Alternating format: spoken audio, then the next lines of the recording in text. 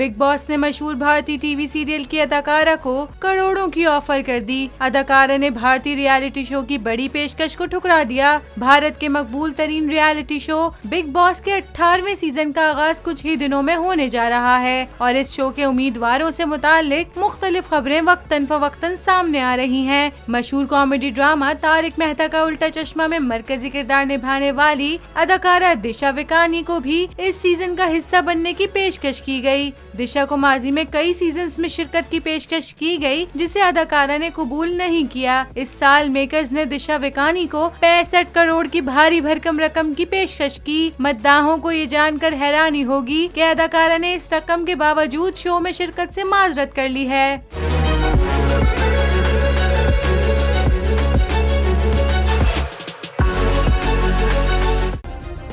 Subscribe करें और bell दबाएं ताकि कोई खबर रह न जाए।